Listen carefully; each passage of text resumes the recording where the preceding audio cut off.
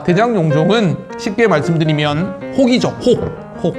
고드름처럼 생긴, 여드름처럼 튀어나오는. 안녕하십니까. 장편한외과 엉덩이 대장 이성근입니다. 집중 탐구 시간으로 이번에는 대장용종과 대장용종 절제술에 관한 얘기로 인사를 드립니다. 사실은 대장내시경은 제가 엄청 자신 있는 분야고요. 대장내시경에 관련된 내용으로도 벌써 20편이나 제가 말씀을 드렸잖아요. 이번에는 이제 대장용종에 관한 얘기 드리죠. 대장용종을 설명을 드리면 일단 용종이 뭐예요? 라고 질문하시는 분들 많으세요. 사실은 의사 입장에서 보면 용종은 그냥 누구나 용종하면 다 아는 내용인데, 그래서 되게 놀랄 때가 많습니다. 그래서 사실 유튜브를 시작했고요. 우리가 의사는 당연히 안다고 생각하는 부분을 전제로 깔고 얘기하는 것도 모르시는 부분이 계시기 때문에 처음부터 아주 자세히 설명을 드리는 게 저의 의사로서의 도리라고 생각을 해서 유튜브로 인사를 드리고 있는데, 대장용종은 쉽게 말씀드리면 혹이죠. 혹.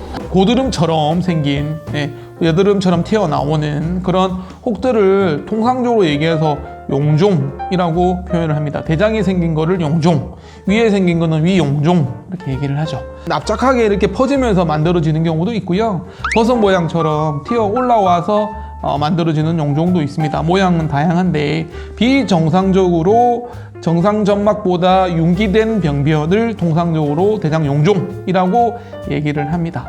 그래서 대장 점막이 이렇게 편편한데 거기에 비정상적으로 없어야 되는 것들이 이제 과하게 형성이 되거나 또는 세포들이 모여가지고 집합체를 만들면서 튀어 올라오게 되는 융기된 그런 병변을 전체적으로 용종이라고 얘기를 하죠. 용종은 대장용종은 사실 종류가 여러 가지가 있는데 내시경 소견만으로는 이게 어떤 용종인지 확인하기는 좀 힘들어요. 용종의 종류는 크게 암이 될 수 있는 용종인 선종이 있고요. 암하고 상관이 없는 과형성 용종이나 염증성 용종이나 이런 것들로 나뉠 수 있습니다.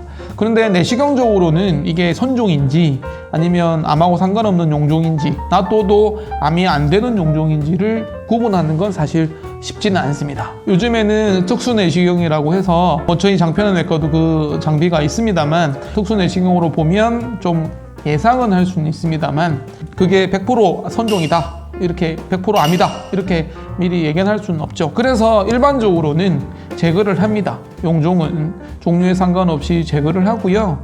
누가 봐도 이거는 선종이 아니다, 그냥 단순 물혹이다라고 판단이 되는 경우에는 굳이 제거를 안 하셔도 됩니다. 근데 가급적이면 저희가 제거를 하고요.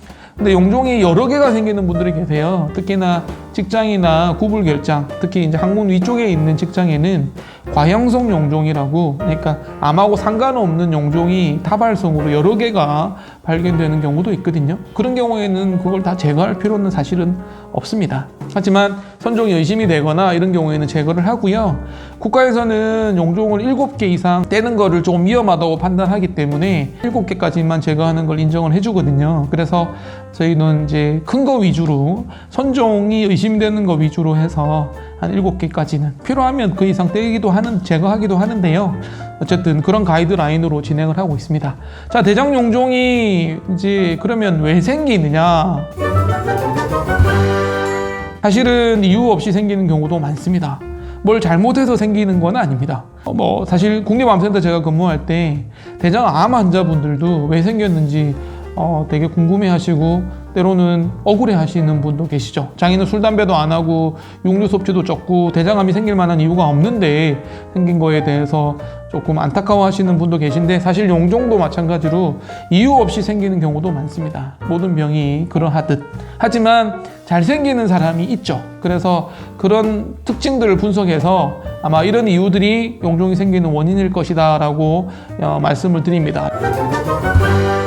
첫 번째는 육류, 고기류죠. 대장암도 마찬가지입니다만 결국 대장용종이 시간이 지나면서 악화돼서 나쁜 걸로 변하면서 암이 되는 거기 때문에 어쨌든 원인은 비슷합니다. 그래서 육류 섭취가 많으신 분들, 붉은색 고기죠. 돼지고기, 소고기 같은. 두 번째는 섬유질 섭취가 작으신 분들.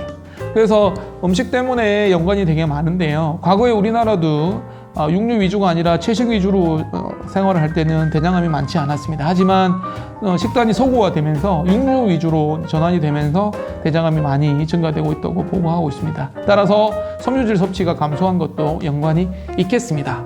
그리고 운동량이 부족한 것, 칼슘이나 비타민 D가 부족한 것도 물론 연관이 있습니다. 네. 그리고 질환으로는 이제 염증성 장질환, 그 다음에 대장암이나 대장용종의 가족력, 나이도 50세 이상에서는 대장용종이 잘 생긴다 라고 알려져 있습니다. 그래서 그런 부분들을 조금 주의하시는 게, 그래서 대장용종 내시경 할 때마다 용종이 발견된다고 하시는 분들 계시거든요. 저는 제일 강조하는 게 이제 술하고 육고기인데요. 술을 많이 드시는 분들은 아무래도 용종이 잘 생기고, 육류 섭취가 많았던 분들도 잘 생긴다고 보고가 됩니다. 그러면 이제 어떻게 하면 안 생길 것이냐? 결국 과일, 야채, 식이섬유, 유산균 이런 거 많이 드시면서 섬유질 섭취를 증가시키고, 그다음에 운동 많이 하고 물 많이 드시고 우유 많이 드시고 비타민 D 섭취하시고 이러시면 대장용종이 덜 생기고 재발이 덜 하게 되겠습니다. 오늘 대장용종 첫 번째 시간인데요. 용종이 어떤 건지, 왜 생기는지, 종류가 어떤 건지에 대해서 좀 자세히 살펴봤습니다. 다음에는 대장용종의 또 좀 더 깊은 얘기로 인사를 드리겠습니다.